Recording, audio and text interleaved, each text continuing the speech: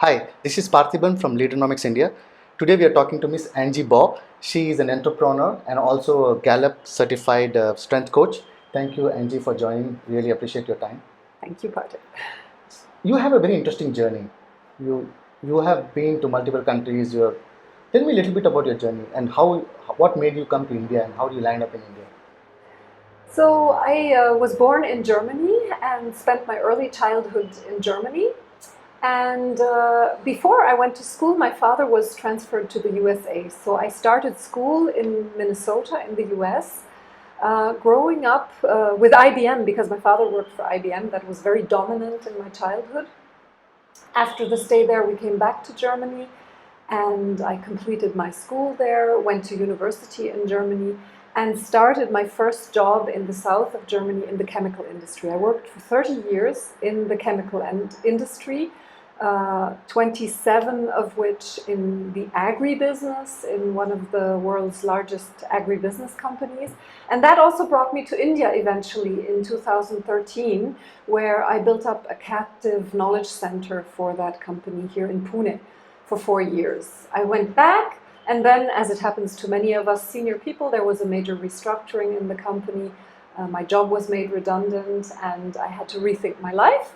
And I'm now pursuing a second career as an entrepreneur here in India. My husband and I, we have come back as investors to India and have founded 3 companies.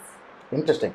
And Germany is being a very, very low context, and India being a very high context, right?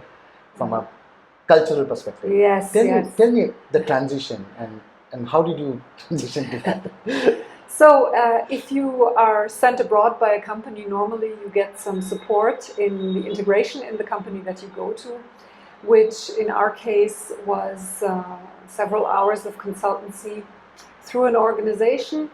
And we connected to a lady in Germany who has been doing business with India for many years. And I must say that contact was the most beneficial contact we had when going to India, because she really introduced us to all those unwritten rules about India. And interestingly, both of us had 0 problems to integrate in India.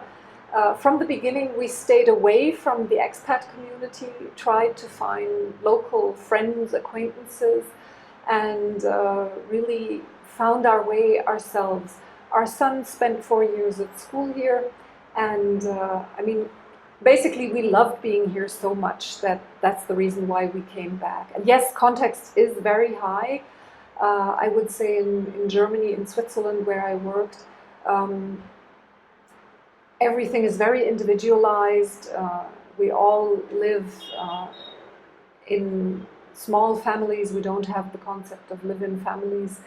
And coming here and to experience how even if you become the friend of someone, you actually become a family friend. That is very, very different. But the warmth of the people generally is very welcoming, very accommodating. And of course, there are hurdles you have to overcome. The language, maybe the almost impossibility to say no to someone. I have really learned not to say no myself, but to say maybe tomorrow or maybe next time, or I'll let you know. So saying no has kind of disappeared from my vocabulary. So share me from a leadership point of view, especially from a German context, or each one has its own strength. And what are the best things you picked up from both sides and you can share with the audience? Yeah, let me start with what is really, really good and here. That is, first of all, the team spirit. I have never seen teams work as closely together and actually normally form friendships over working as a team as here. So if you have a team, if a team is tasked with something, they will really work together. They will consult each other, they will meet, they will make sure that they all know where things are going, etc. Whereas in Europe, you will have a team, but the team comes together and it's like every member of the team delivers something to the team, but outside of the team, people often go away and just work on their own. That's very different. And there's a lot of energy coming from this working with teams here. The second fantastic and thing which impresses me over and over again is the dedication and the commitment of people.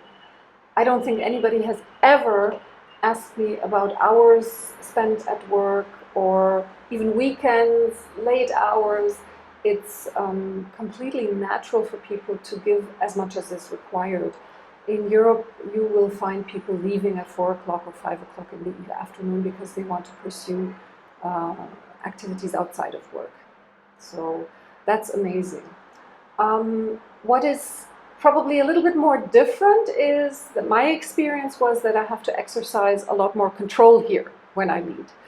And not being a person who likes control, that was challenging for me at the beginning because I had to learn and to practice mechanisms to stay really on the pulse of what's happening and check in and check, is the progress really happening, or do I have to provide some help or support? Because the team will not come to me here and tell me we have a problem, please help us, because talking about problems is not in the cultural makeup of people so much. So you have to find out yourself as a leader. So talking about that, especially people are not very open for sharing their problems. Same as goes for coaching or life coach is something very new in India and still trying to penetrate because people are still a little bit shy away from coming with the problems and discussing with a stranger. Tell me, how can you help in terms of changing this mindset? Share a little bit more thoughts on why a life coach is important or why a coach is so important and how does it really help? Good.